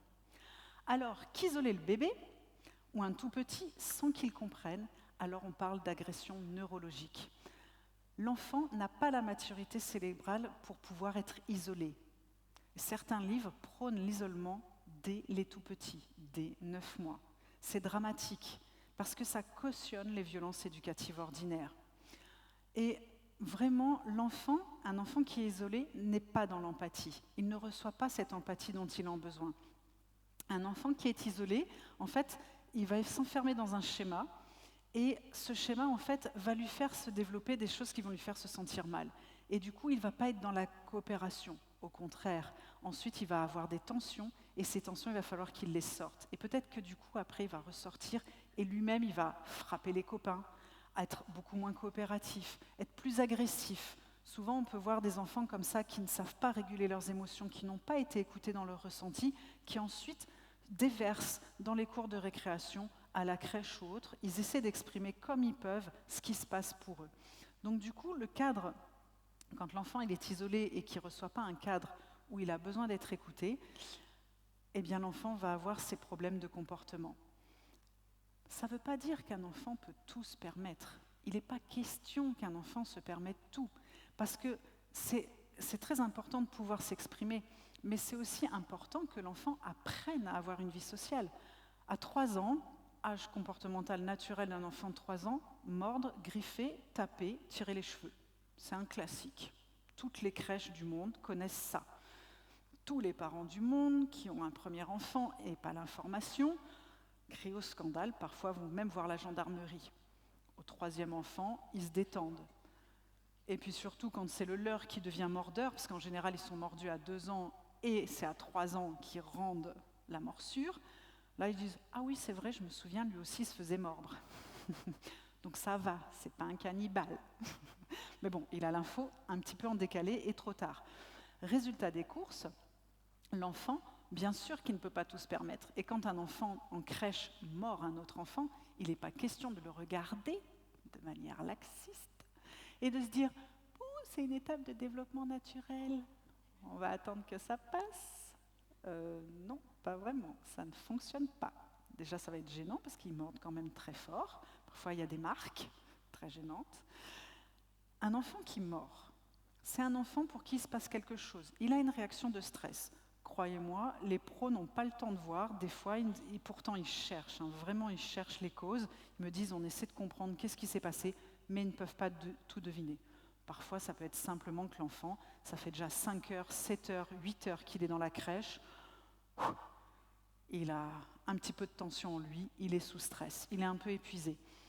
Donc parfois, on ne va pas forcément avoir la cause, mais par contre, on comprend le comportement de l'enfant. Il est sous stress. Ok, j'arrête immédiatement le comportement en parentalité empathique, positive, ou appelez-la comme vous voulez, mais en parentalité structurante, non violente.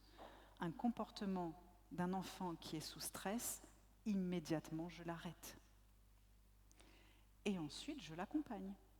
Qu'est-ce qui s'est passé? Soit je sais ce qui s'est passé, une histoire de jouet, soit il se passe autre chose et je n'ai pas forcément l'info, mais dans tous les cas, l'enfant, ce dont il va avoir besoin, c'est d'être soutenu et équipé en compétences d'intelligence émotionnelle et sociale.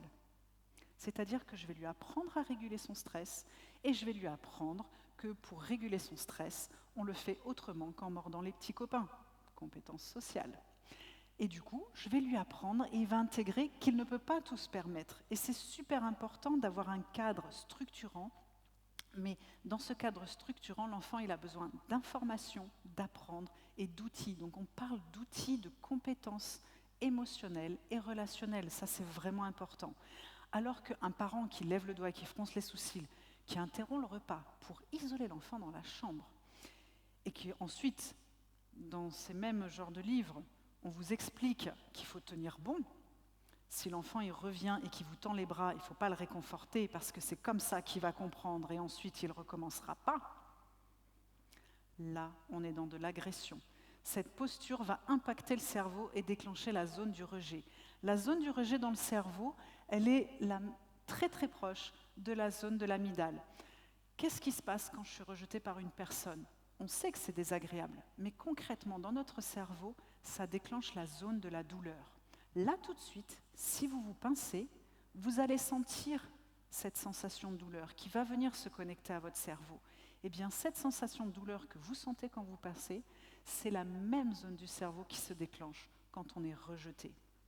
Donc un enfant qui est isolé, rejeté, mis de côté, ou quand il nous demande, parce qu'il a besoin de retrouver le lien, les bras tendus d'un enfant, c'est juste une demande de reconnexion, c'est une demande de lien, c'est une demande d'attachement. Quand je lui refuse, alors je déclenche dans son cerveau la zone du rejet. Donc ce n'est pas du tout une pratique éducative, c'est purement de la violence éducative ordinaire. C'est une agression, c'est absolument pas de l'éducation.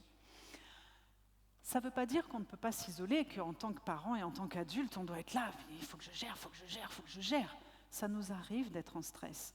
Et vers 7 ans, on peut, si on a éduqué un enfant avec des outils et des compétences, on peut lui dire, écoute, là, plutôt que de se parler mal, prenons un temps, chacun, dans notre chambre, 3, 4 minutes. Prenons un temps pour prendre le temps de respirer, de nous calmer et de pouvoir nous retrouver, de nous parler correctement.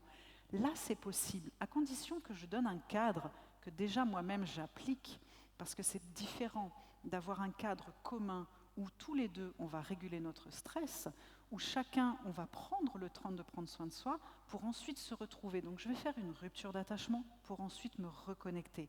C'est complètement différent que d'arriver dans un système de violence éducative ordinaire où je vais dire « ça suffit maintenant, tu te calmes, va dans ta chambre ». Où moi, je reste sous stress et l'enfant, je le rejette.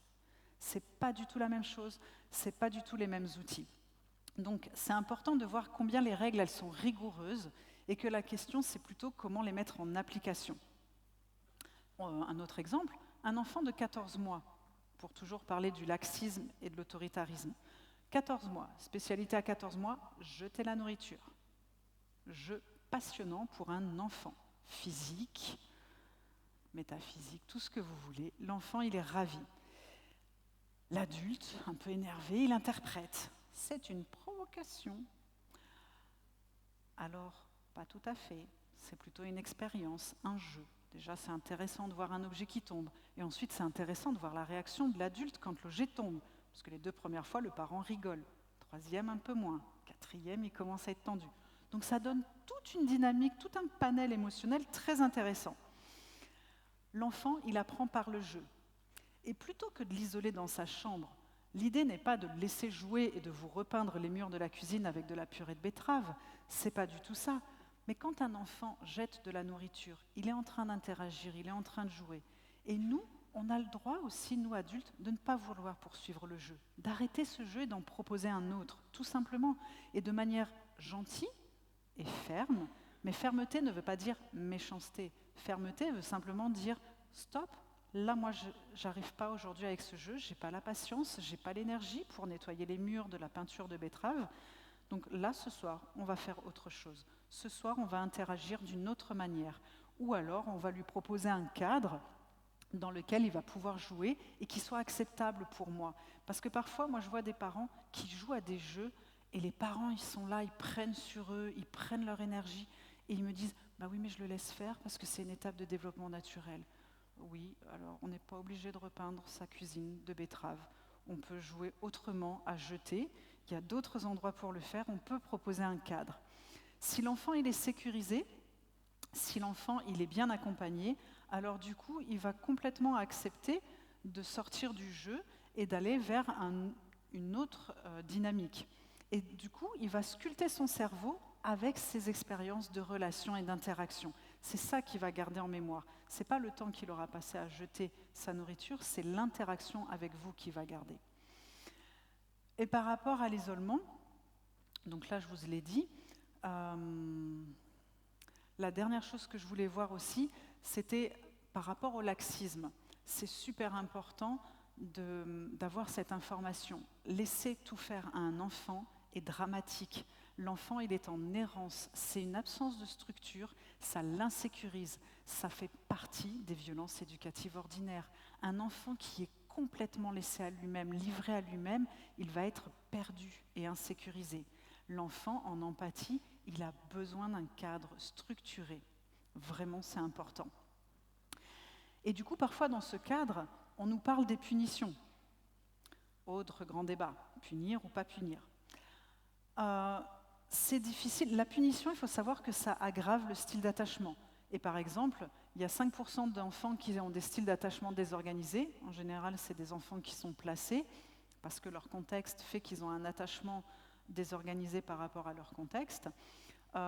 Et du coup, on a tendance, ces enfants-là, comme ils sont assez désagréables, parce qu'ils ont une grande difficulté dans le lien et dans la relation, donc pour nous, c'est difficile d'avoir un lien avec eux.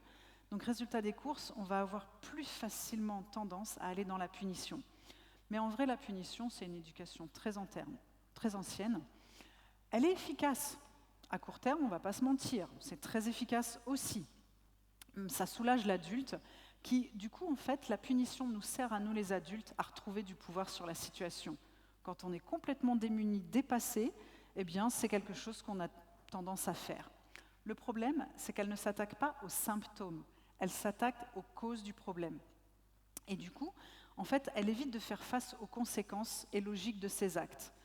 Par exemple, ce n'est pas une punition, mais c'est la même logique. Bon, ce n'est pas forcément une grand-mère, mais j'ai tendance à dire grand-mère, mais un enfant tape un autre enfant, et notre logique d'adulte, ça va être « je te tape pour que tu arrêtes que tu tapes ». C'est très logique. C'est interdit de taper en tapant. La punition, c'est la même logique. C'est-à-dire que je fais quelque chose qui ne va pas, et plutôt que d'apprendre et comprendre qu'est-ce qui fait que ça gêne, on va punir le comportement. Tu as fait ça, tu es puni. Ok, mais je recommencerai parce que de toute façon, je n'ai pas compris pourquoi j'étais puni. Donc du coup, je vais quand même réexplorer. La punition ne permet pas les conséquences. Ou alors, c'est très pratique. C'est, tu as tapé, fais un bisou. Ok. Donc ça veut dire que je peux taper et la manière de réparer, c'est de faire un bisou. Et des fois, vous avez des enfants, ils tapent et tout de suite après, ils font le bisou. C'est la même logique, vous voyez ? Donc en termes d'apprentissage, il n'y a pas de lien entre le comportement et la punition. L'enfant, il n'apprend pas, il apprend juste à obéir par peur, mais il n'apprend pas la responsabilité, l'intérêt de suivre une règle et son impact. Donc du coup, l'enfant, en fait, avec ça, au bout d'un moment, il va juste être dans la peur et il va perdre le respect de l'autorité naturelle de l'adulte. Et on arrive progressivement à un enfant qui dit « je m'en fiche », même pas mal. Les ados, hein, ouais, cause toujours tu m'intéresses, où on perd toute crédibilité et du coup on se sent très vite dépassé. Un dernier exemple, ouais, merci. Un dernier exemple que je voulais voir avec vous, qui est très classique, où on a une incompréhension et qu'on peut vite basculer dans des violences éducatives ordinaires par rapport au caprice. Donc le caprice, c'est un terme adulte pour dire « je suis démuni, je ne comprends pas ce qui se passe ». Du coup, c'est un caprice, un peu comme les bébés. Ils pleurent, c'est des coliques. Coliques à toutes les sauces. Au moins, on dit quelque chose, on se sent avec un peu plus de pouvoir. Le caprice, donc c'est un terme très banal utilisé par les adultes, et c'est surtout quand on ne comprend pas. Et alors du coup, un des exemples les plus fréquents que je rencontre dans mon travail, c'est les parents avec les écrans. Alors ils savent que pas trop d'écrans, les écrans c'est pas bien, blablabla, ils connaissent tout ça. Alors ils me disent, oui bon quand même, 15 minutes d'écran, ça va? Alors en général ils utilisent les écrans comme babysitter. Alors bon, je leur dis, c'est votre babysitter le temps de préparer le repas.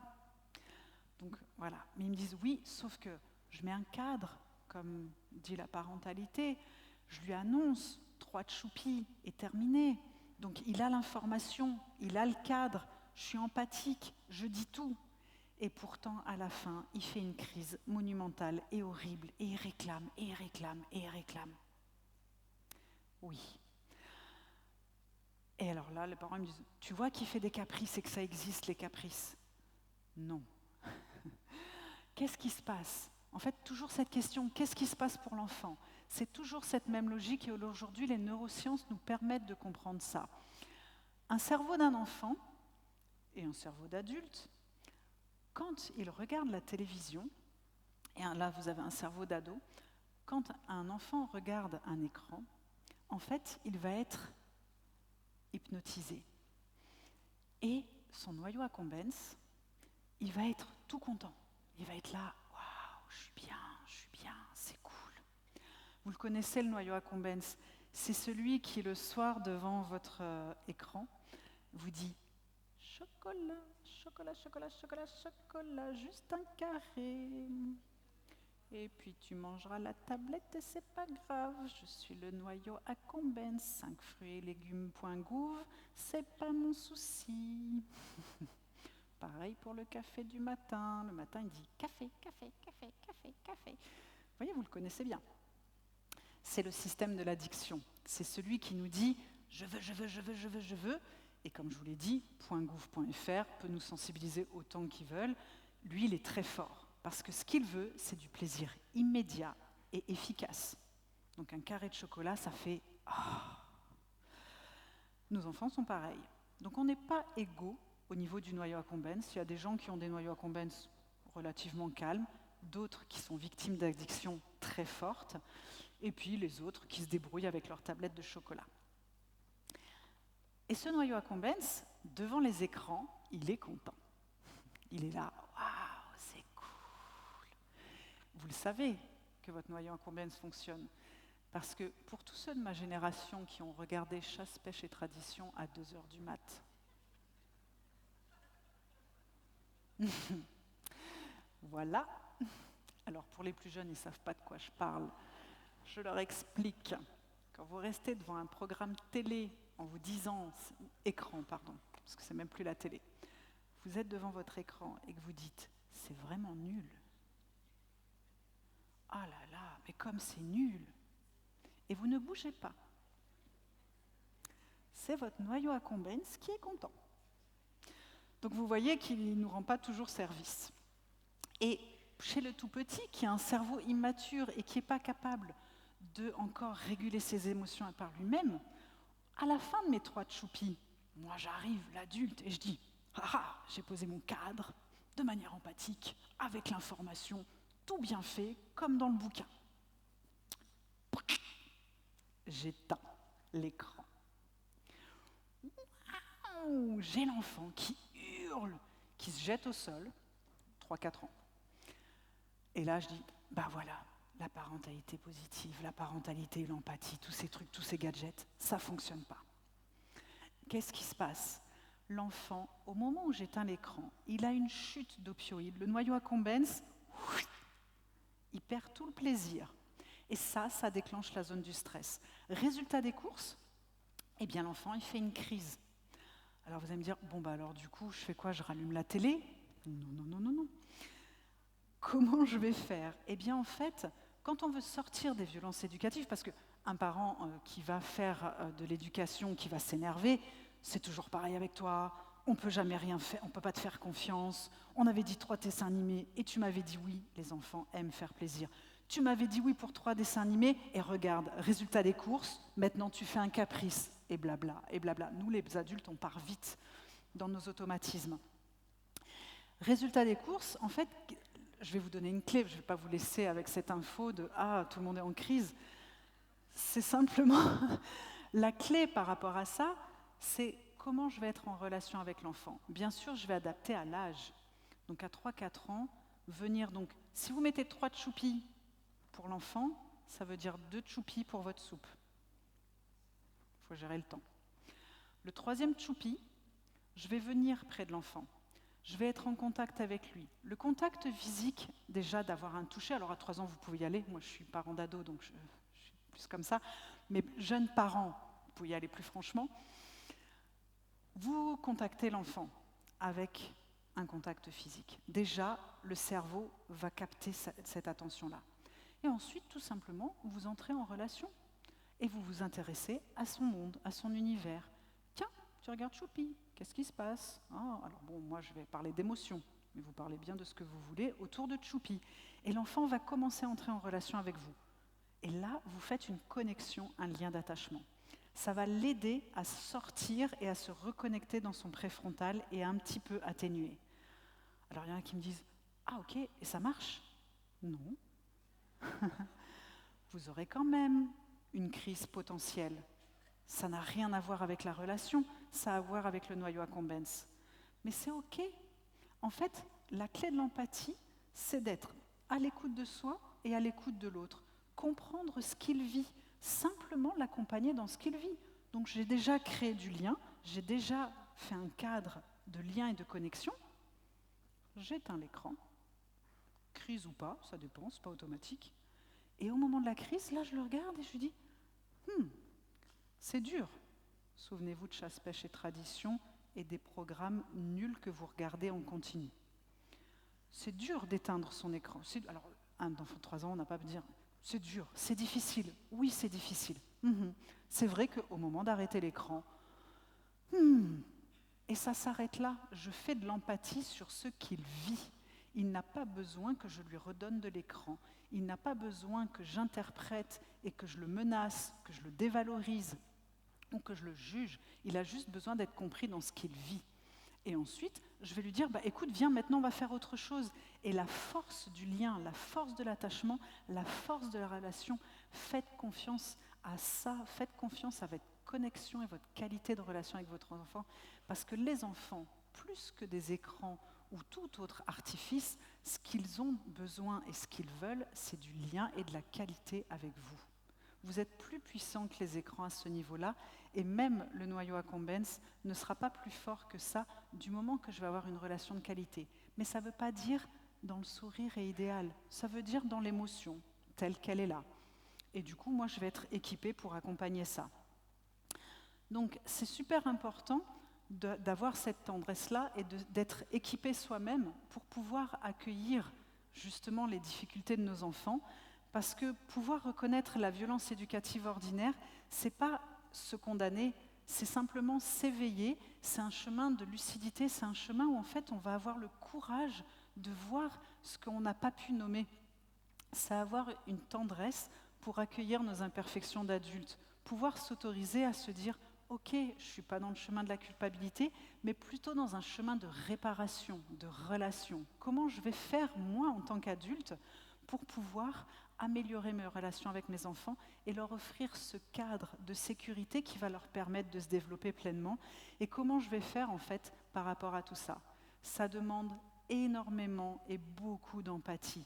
C'est quelque chose dont on a profondément besoin pour comprendre que chaque cri, chaque maladresse, chaque comportement débordant, exaspérant de nos enfants, alors il y a quelque chose qui se passe. Et simplement, nous, ce qu'on a besoin, c'est de les entendre pour savoir ce qu'ils ressentent sans forcément savoir le dire. Et du coup, nous, c'est pouvoir être équipés nous-mêmes, pouvoir avoir ces outils qui nous permettent en fait de faire face à nos enfants sans avoir recours à des violences éducatives ordinaires, sans avoir recours à des humiliations, des menaces ou à le rabaisser. C'est simplement que quand nous, on va réussir à changer notre regard, à sortir du jugement, que là, du coup, va commencer le vrai changement. Et c'est quand on change de regard que, du coup, on va changer le monde des enfants. Et du coup, je vous remercie beaucoup. Et je suis toujours émue quand je termine pour ça, parce que je sais combien vous êtes motivés à changer ce regard. Donc, je suis motivée et émue, donc je vous remercie beaucoup de tout ce travail que vous faites pour changer le regard sur nos enfants. Stéphanie Merci. Duhoux. En tous les cas, Stéphanie, ça nous parle, hein, cette conférence. J'étais très ému. Ça vous a parlé à vous également, oui? Alors, on va enchaîner. On a préparé normalement, on a encore quelques minutes. Juste deux infos, si vous me permettez. Je vous propose un classroom. Alors, j'en avais pas parlé à Christelle, je ne sais plus si je t'en avais parlé. Oui, ouf. Ok. Si jamais ça bug ou quoi, entre Christelle et moi, on peut être en lien. Si vous connaissez les classrooms, c'est là où je mets toutes les ressources de tout ce que j'ai travaillé pour préparer cette conférence. Donc c'est en commun. Donc vous pouvez, voilà, clac, clac, clac, clac, clac.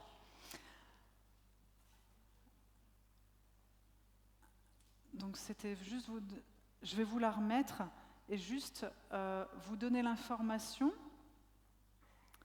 Je vous la remets tout de suite pour ceux qui n'ont pas eu le temps. Juste pour vous dire que en 2026, et c'est sur le Classroom, donc du coup je ne vais pas en parler plus, mais avec les gens d'ici, parce que je suis tellement contente de travailler dans les Vosges, en fait, on prépare, si ça vous intéresse, une formation pour passer 3 jours justement pour aller plus dans l'empathie. Alors j'ai mis Thaon-les-Vosges, normalement on est à Thaon-les-Vosges, après c'est une question de salle. Donc voilà, donc avec tous les partenaires et toutes les personnes que je connais ici, donc du coup je reviendrai, mais c'est sur le Classroom. Donc j'insiste pas plus, je vous remets le Classroom si vous voulez avoir toutes les informations. Je suis disponible entre... Ah non, il y a encore les questions. Pardon. Oui. Moi j'allais partir. Ah non, non, reste encore un tout petit peu avec nous Stéphanie. Oui, alors, je partais. On a 2 micros en salle normalement qui vont pouvoir se balader. Et ma foi, si vous avez des questions, c'est le moment, vous levez la main, on va essayer de passer vers vous. Guillaume, tu as bien distribué les micros? Oui? Ah ça y est, ils arrivent, les micros ils sont là. Donc il y a 2 personnes du centre culturel qui vont les récupérer. Et ma foi, donc on va allumer un peu plus la salle, comme ça on pourra mieux les voir, Stéphanie. Oui, merci. Et on va justement vous donner la parole. C'est l'occasion d'en profiter, c'est l'occasion de poser vos questions et l'occasion, bien évidemment, d'en poser la peine de répondre. Ce qui me permet le temps de préparer les micros que vous avez tous également dans votre petit sac. Eh bien, le programme de cette journée avec un QR code, c'est important. Allez le scanner également car on a besoin de votre retour. On a besoin effectivement d'avoir vos commentaires, voir comment vous avez vécu donc cette matinée, cette journée, cette conférence. Et ça nous fera plaisir de prendre un peu de votre temps pour y répondre. Et donc voilà, les micros, tu as 2 micros, tu vas courir un peu toi. Bien, qui a une question à poser s'il vous plaît? N'hésitez pas, si vous avez une question, eh bien, écoutez, on est là pour répondre à cette question. Voilà, une main s'est levée. Je vous demanderai de vous lever s'il vous plaît. Voilà. Et vous pouvez poser votre question. Bonjour, je voulais vous remercier pour votre conférence. Merci. En fait, je suis comme vous, en fait, ça fait des années que je militais pour cette loi, elle a été votée, sauf que l'État a voulu seulement viser les parents.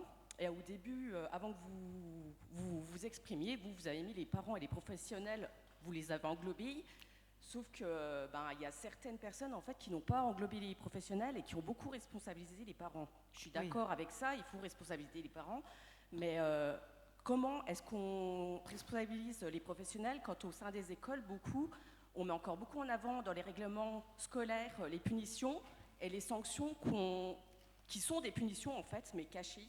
Donc quand est-ce qu'on responsabilise les professionnels là-dessus quand nous-mêmes on est déjà dans ce type d'éducation en fait? Voilà. Merci beaucoup.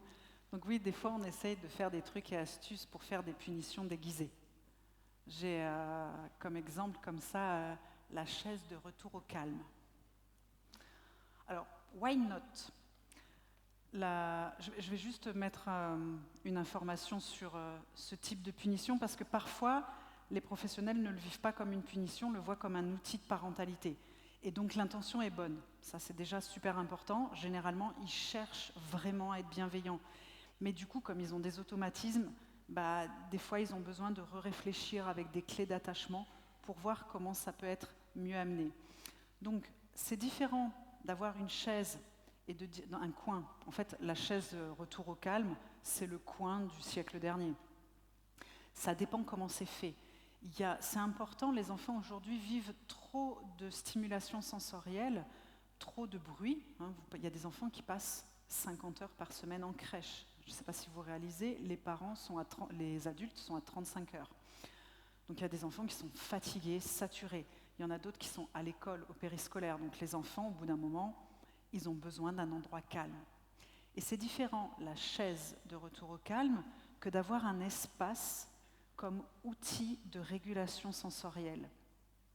C'est chouette d'avoir un endroit où on puisse être un petit peu à l'abri des autres enfants, du bruit, de la lumière, des interactions. Donc c'est important d'avoir un espace comme ça, mais tout dépend comment il est amené, comment il est construit, et pour éviter une punition déguisée. Donc la subtilité, elle est là.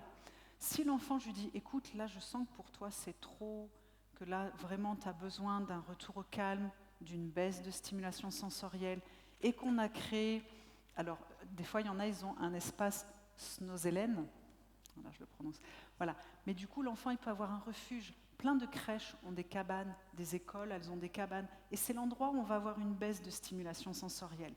Donc du coup, c'est important d'accompagner, et là du coup je vais utiliser un terme générique, empathique, d'accompagner les adultes. Ça n'a pas d'importance que je sois parent ou que je sois pro. Ça n'a pas d'importance que je sois un homme ou une femme. Ce qui est important, c'est que je suis un adulte. Ce qui est important, c'est que je suis humain. Et en tant qu'humain, je peux faire des erreurs. En tant qu'humain, je peux avoir des automatismes. Souvent, on me parle de l'empathie, on me dit la posture pro. L'empathie, c'est 24 sur 24, 7 jours sur 7, tous les jours de l'année. Il n'y a pas de RTT. Et le stress aussi. Donc, dans mon travail, quand je m'adresse aux pros, qui souvent sont parents, quand je m'adresse aux parents, qui parfois sont pros, en vrai, je m'adresse à des humains. Donc une loi, elle est faite pour des citoyens. Si je veux reprendre des termes, nous sommes tous citoyens de France. Et du coup, en étant sur le sol et territoire français, je respecte la loi française. Donc en vrai, le débat pro-apparent, c'est des humains, des citoyens sur le territoire et le sol français, et il y a une loi qui protège des violences éducatives ordinaires. Donc je ne fais pas de distinction à ce niveau-là. Très bien. Écoutez, on a encore un tout petit peu de temps devant nous. S'il y a d'autres questions, n'hésitez pas. Il suffit de lever la main. Mais je vois qu'il y a beaucoup de mains qui se lèvent. Hein. Non, pas du tout. Là-bas, j'en vois une. Alors, tu en vois une ou je vois pas. Moi, j'aime bien les cas concrets sur le terrain. Comme ça, je fais le lien entre... Alors, normalement, c'était deux. Hein. Je suis désolé. Mais... Le concret avec la théorie, c'est ça qui est important. Pour les adultes qui ont des difficultés dans le monde professionnel, ils ont besoin d'être soutenus, d'être équipés avec des outils et de pouvoir réfléchir à comment mettre en place leurs outils. En général, ils sont très motivés pour ça, et quand ils n'y arrivent pas, c'est qu'ils sont très démunis. Alors voilà, on a récupéré le micro, vous pouvez poser votre question. Oui, bonjour, Madame Boisclin.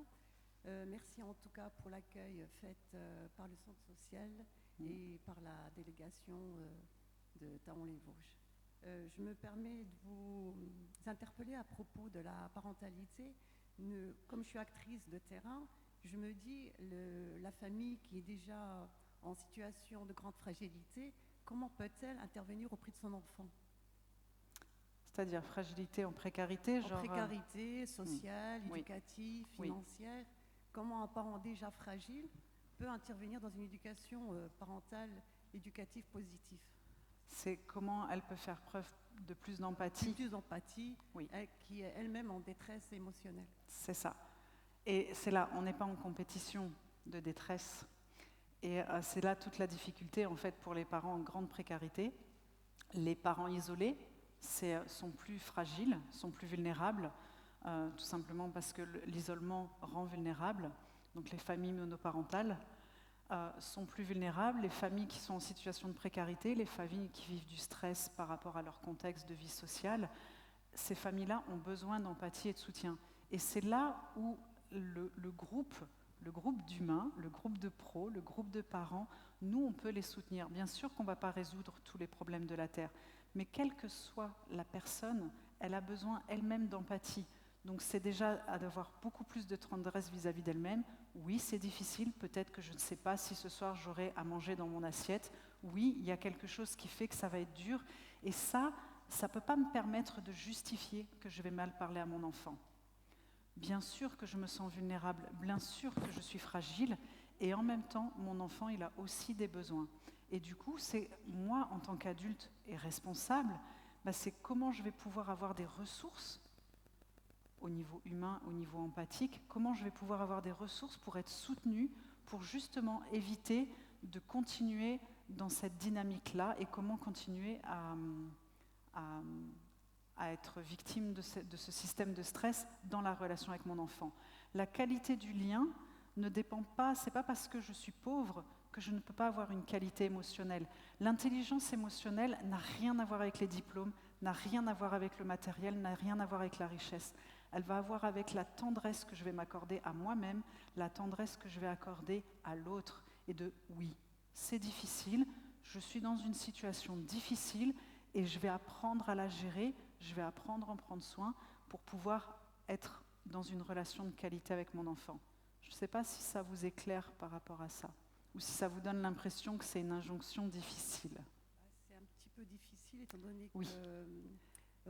Les acteurs sociaux ils sont en baisse, nous manquons de moyens humains, donc financiers également. Oui. Et intervenir dans ces familles en grande précarité, leur instruire, c'est un gros mot, les aider vers cette éducation positive, c'est quand même assez difficile pour nous, les acteurs. Oui. Alors là, du coup, vous replacez le problème sur la difficulté des gens de terrain qui accompagnent ces familles. Et là, je vous rejoins tout à fait. Vous manquez de temps, vous manquez de disponibilité, vous manquez de moyens. Et aujourd'hui, on sait combien c'est difficile de recruter dans ce milieu-là. Et en plus, vous n'avez même pas la possibilité d'avoir le temps de la relation avec eux, de la qualité de la relation. Vous êtes l'administration, vous êtes avachi l'administration. Je connais bien les travailleurs sociaux. Et ça, c'est une réalité. Mais cette réalité-là, en fait, ces parents-là, on ne va pas forcément... Si vous voulez soutenir un parent dans cette difficulté-là, il a besoin d'empathie. Et en fait, c'est une chaîne d'empathie. C'est-à-dire que moi, je vais juste le comprendre et dire, écoutez ce parent dans ses difficultés, plutôt que de lui dire, ça serait bien d'être un bon parent. Il le sait. Ce qu'il a besoin, c'est d'être compris dans ce qu'il vit. Ça, vous savez faire. Vous savez être à leur écoute et vous n'avez pas... Ce qui parfois vous manque, les travailleurs sociaux, c'est la conscience de la puissance de votre relation à l'autre, de l'impact de ce que vous allez leur donner, mais pas dans la paperasse et dans les moyens. Votre plus grande force, c'est vous-même. C'est toute l'empathie dont vous êtes capable, ce que vous allez donner à cette personne juste en la regardant, juste en lui disant « oui, c'est difficile et parfois on est diminué ». Oui, mais ça ne veut pas dire les justifier. Ça veut lui dire « oui, je sais que tu en es là et moi je suis là pour te soutenir, pour que tu puisses rompre avec ce cercle-là, rompre avec ça. Mais je suis là pour te soutenir et pas forcément pour te donner des leçons ou te dire quoi faire. Mais moi je suis là pour te soutenir et je vais continuer à te soutenir. Et là, la personne, elle va être soutenue dans de l'empathie et à partir de ce moment-là, elle va être disposée, disponible à recevoir de l'information. Sinon, elle va se sentir jugée. C'est là la subtilité pour les travailleurs sociaux. C'est entre donner un savoir de l'autorité et que la personne le reçoive comme un jugement, comme une leçon, et du coup, elle ne le prend pas. Merci. Avec plaisir. Je peux poser une deuxième question? Oui, faites-vous confiance sur le terrain. Par rapport à ce qu'elle disait, la collègue, par rapport à l'éducation nationale, pour travailler également avec eux dans un certain collège, je constate aussi par rapport aux professionnels de l'éducation nationale, ils ont un regard et des paroles assez abruptes, assez malveillantes vis-à-vis des élèves. comment, dans ces cas-là, le travailleur social qui travaille avec eux peut leur dire ce que vous faites est mal, et hors la loi, et stigmatisant et punitif. Oui, c'est vrai que c'est pratique. En fait, c'est plus rapide de dire à quelqu'un, dis donc là, tu es en train de mal faire. Voilà. Moi, j'aime bien parce que c'est efficace, c'est direct. Par contre, l'inconvénient, c'est que c'est vraiment un jugement. Et le jugement, du coup, l'autre adulte, il va se figer. Et du coup, ça va être difficile. En fait, on est toujours dans cette dynamique de la relation. Au quotidien, je vois énormément de situations des adultes sous stress. Alors les collèges particulièrement, parce que je sais que c'est un système bien construit, où on met des enfants, des adolescents de 13 à 16 ans, où leur cerveau est en travaux, où l'amygdale, elle est au taquet. Donc souvenez-vous, l'amygdale, à 3 ans, c'est celle qui mord. À 13 ans, ça fait boum, très rapide. L'amygdale est plus rapide que le préfrontal, donc régulation du coup de poing, très rapide. Et tout ça, on enferme ce beau monde plein de jeunes du même âge qui se regardent droit dans les yeux, qui n'ont pas le droit de sortir sans le carnet de correspondance. Enfin, c'est un milieu très, très, très cloisonné, très, très, très imbriqué, avec des jeunes, un cerveau en travaux. Donc, ça y va. Et les adultes, ils sont là-dedans. Et mis à part le stress du programme de l'éducation nationale à faire passer sur toute l'année, ils sont là et ils doivent avoir plein de choses à faire. Donc autant vous dire que les profs de collège en général sont au taquet au niveau de l'amygdale. Plus leurs automatismes, résultat des courses, ils sont très très très pétris de phrases malheureuses, je suis bien d'accord, des phrases que j'ai pu dire aujourd'hui, donc ils sont pétris là-dedans. Et du coup, c'est toujours cette même logique. Qu'est-ce qui se passe pour lui ? Il est sous stress, il a ses difficultés. Donc plutôt que d'essayer de corriger ses phrases, je vais l'inviter à s'observer et dire « Qu'est-ce qui se passe quand tu dis une phrase comme ça ? Oui, je sais très bien, c'est bon, tu ne vas pas me faire un fromage avec ton éducation empathique, blablabla, blablabla. » Il va avoir de la résistance. Et par rapport à ça, il y a des outils de communication. Ça, c'est l'objet de l'atelier cet après-midi. Justement, la résistance des adultes. Vous savez, je vous ai parlé de la réduction de dissonance cognitive. En fait, un adulte qui va être jugé, il va résister. Et il va vous convaincre que c'est le bon chemin.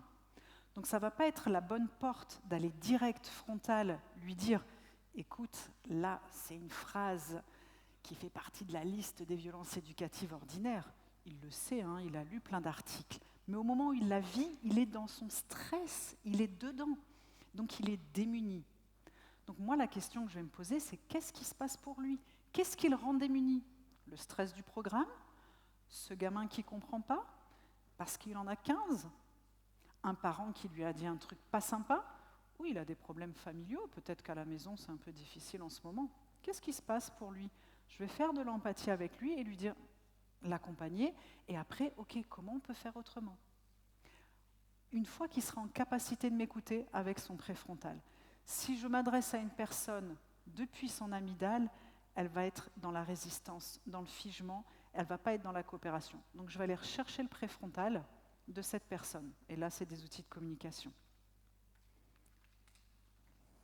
Merci. C'est dubitatif, mais... Oui, l'empathie demande du temps. Ça demande de l'implication, ça demande de la relation. Beaucoup de respiration, régulation de stress. Nous avons la possibilité de faire une dernière question pour ne point être en retard. On est très très bien dans le timing en tous les cas. Ah, ok, cool. Super. Une dernière question ? 5 minutes, il m'a dit. Ou pas ? C'est plutôt ou pas. Ok. Bon, écoutez, s'il n'y a plus de questions, nous allons pouvoir clôturer. Oui. Stéphanie, je vous laisse le mot de la fin pour cette partie, s'il vous plaît. Oui. Je sais que ce n'est pas évident d'écouter un sujet comme on a écouté aujourd'hui. Ça demande d'avoir beaucoup de tendresse avec soi-même. Et l'empathie, c'est comme le sport, c'est-à-dire que c'est de l'entraînement de comment je vais entrer dans la relation avec l'autre, comment je vais communiquer avec lui, quel que soit son âge, quel que soit son statut, quel que soit son diplôme ou quel que soit son environnement. En fait, l'empathie, elle n'a pas de frontières. Elle se pratique en permanence et au quotidien avec tous et le plus possible. Je vous remercie. Stéphanie Diou, merci. On a bu vos paroles. Hein. Franchement, génial. Merci. Allez, les amis, n'oubliez pas le QR code, c'est important pour nous pour faire évoluer cet événement. N'oubliez pas donc de le scanner. Il est sur votre programme à l'intérieur du sac. Et dernier message, pour les 112 personnes qui ont réservé leur repas, écoutez, ne tardez pas trop, car tout est prêt côté restauration, en cuisine, on vous accueille, on va vous servir, on va vous chouchouter. Merci, bon appétit, et puis à tout à l'heure à partir de 14h, Christian. Merci.